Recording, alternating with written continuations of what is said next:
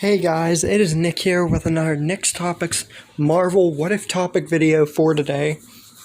And I apologize for my recent video, What If Andrew Garfield was in the MCU, if I was sounding a bit repetitive when I was saying this is all speculation and maybe being a bit rude. It's just, that one, I was focusing more on comics and stuff, so I'm sorry in advance if I was rude. Anyway, the topic for today regards Ultron, and what if he was actually a good guy instead of the bad, evil, wanting to get rid of all humans robot that we know and love from the MCU. Pretty much Zamasu in the Marvel Universe. Now, Vision, basically the good version of Ultron, was basically, he could have killed Thanos were he given the possibility, and Ultron, with his superiority, he would be an even greater asset to the Marvel Universe. But we're going to get into that. So, we open up with Tony and Bruce almost near the beginning of Age of Ultron. And Ultron is successfully created with no repercussions this time. Jarvis basically teaches Ultron about humanity and his role in the universe and just on the planet. The better Ultron this time. And he tells him about the Iron Guard and the whole suit on the planet type thing. Basically what he was trying to teach the original Ultron in the original Marvel continuity. Ultron does his research into the Avengers and how they work as a team, and just learns a lot more about humanity this time. Like I said, this time with no negative repercussions as before, as we know him to be, like I said, the Zamasu of the Marvel Universe. He'll basically learn on his own, sort of like Vision did, but Vision won't exist in this universe. Think of Ultron the way he is now, pretty much looking the same. Vision in that type of body almost. Visualize that a little bit. Over time, Tony would see Ultron's growth and see that he actually succeeded in building a robot fit to save humanity, really, like he wanted before. His plan had worked, and he would ultimately leave Ultron to be on his own because even though he was his creator and everything, there wasn't much he really needed to do anymore, you know? He created Ultron the way he saw fit. Ultron himself also growing more stronger and stronger by minute, with legions of robot Ultrons at his disposal. This would make Ultron like pretty much the strongest person in the Marvel Universe by default. With just the amount of technology and robots at his disposal, he would be with the Avengers from time to time, but eventually he would strive out to, like, only do what, like, threatens his programming and stuff. And do things that are beneficial for Earth. As such, he would eventually find, while in space, go back to Earth and find Ulysses Claw, if that's how you pronounce it, and his stockpile of the vibranium tech. And this, all with Ultron's massive upgrades as he has had thus far, the vibranium would make him and his robot army even stronger. He would coat himself in the vibranium, like I said, and make himself and whatever robots he has at his disposal a lot stronger. And I'm just going to warn you right now, Ultron is going to become insanely overpowered in this. That's just my opinion on the matter. He would also, I think, come across adamantium. You know, the kind of metal for Wolverine's claws, and I'm pretty sure that's the name of Cap's shield metal too. I don't think it's not vibranium. I'm pretty sure it's adamantium. Also, correct a mistake from before on my Tobey Maguire. It was, or my Andrew Garfield thing, it was the Reality Stone, not the Mind Stone. I messed that up.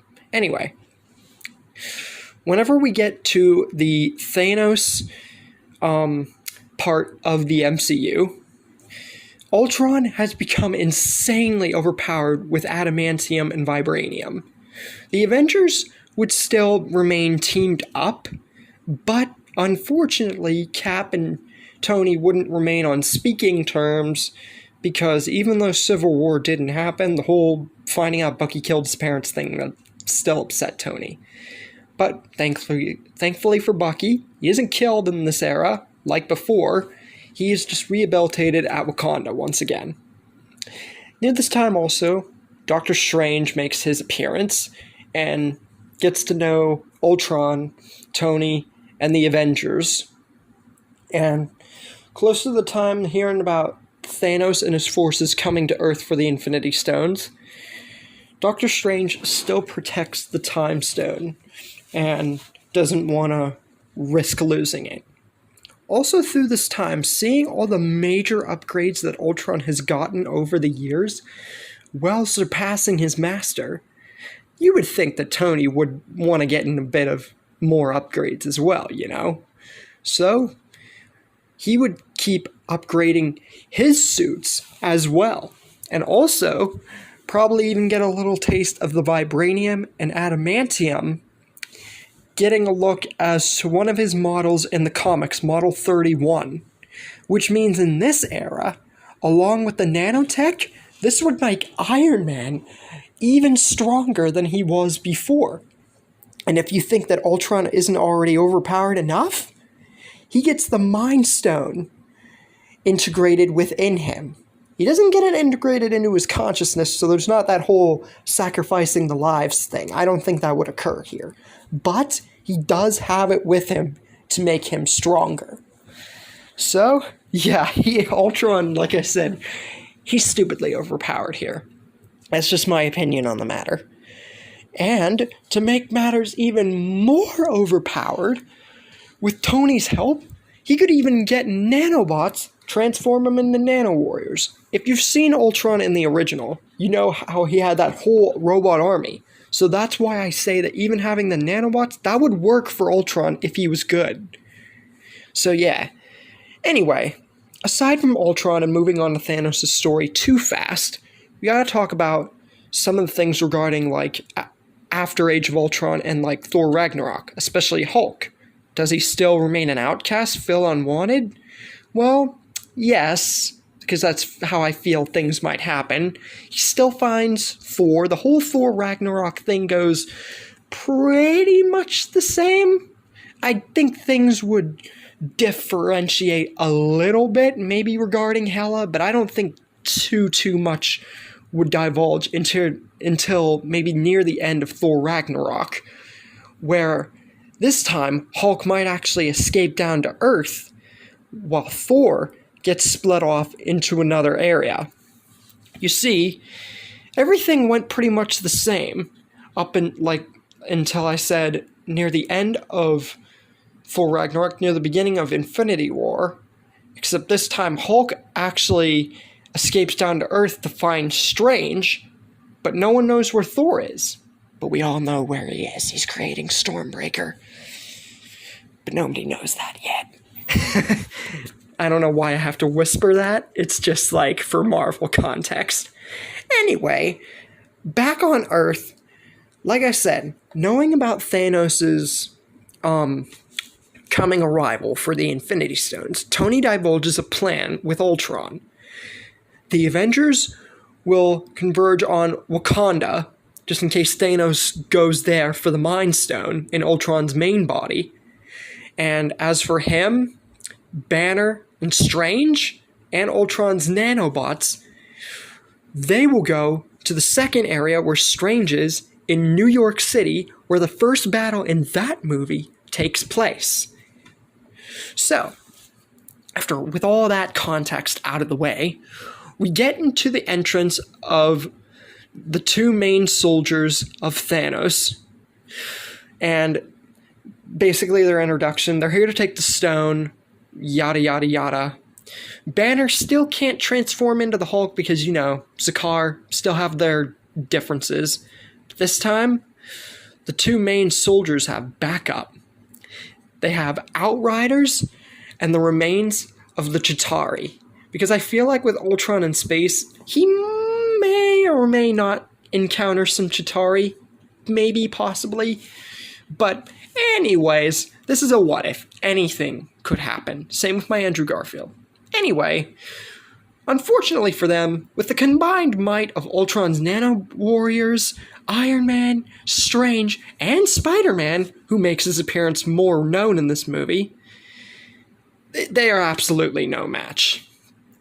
However, the two soldiers are not killed by the Avengers. They are taken hostage and transported to Wakanda with the rest of the Avengers and interrogated with the Mind Stone for any probing information. Because, you want to be as careful as possible if they're not already careful enough. Now, why are the Avengers on Wakanda, you might ask? Well, even though there's no civil war, Wakanda was likely going to be the Avengers' next base of operations, if you think about it highly enough in this era.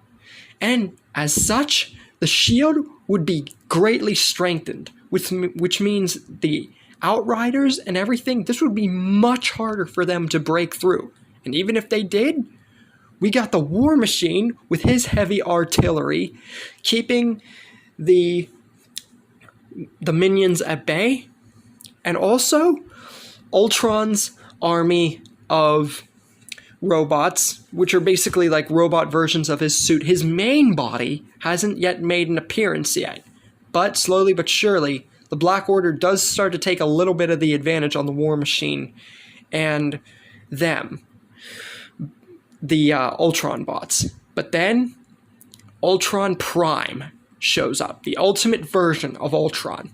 Try saying that 5 times fast. And starts wiping the floor with the Black Order, ultimately thinking they won. But not so.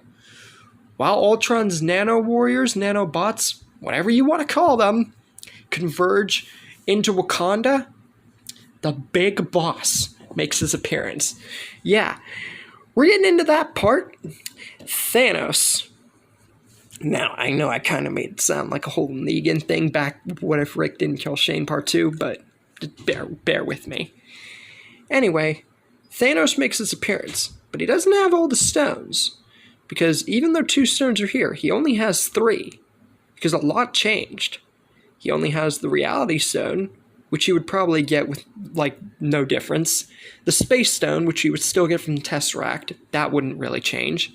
Power Stone, that wouldn't really change either. So he has those three stones at his disposal. And then we get to the big battle. Ultron versus Thanos. Sort of like Captain Marvel versus Thanos in my What If Thor Was Never Banished video. But Ultron has backup still. The Sorcerers, the Avengers, and Thor. With the Stormbreaker, who just recently made his appearance. Thanos is pretty much done here. Even with all 3 stones, his continued use of them would be an immense strain on his body, making him weaker and weaker as time goes. Only trying to focus on one of the many, many Ultron bots that are attacking him, plus everybody else. Ultron is... he is a much better help to the MCU here, and Thanos doesn't have all the stones, so he can't snap. Eventually, whatever little advantage he has, he loses it. Thanos is taken down. And in the end, a lot more Avengers end up surviving. No time heist, no end game. A lot changes, yeah. A lot more Avengers get to live in this part. And so yeah, if Ultron lived, this would ultimately mean he's like pretty much the strongest Marvel asset. And that's where we leave things. So, what do you guys think? I honestly think that if Ultron were to turn good, as I said, he would be the biggest asset to Marvel. Surpassing Tony, even if Thanos had near all the stones, whatever power that him or Tony had, Ultron, Thanos would be no match. Ultron is like... basically, even if Vision had lived, this would be a much better result. So what do you guys think? Do you think things could have happened this way? What do you think could have happened? Were Ultron good? Leave a comment, and I'll see you next time.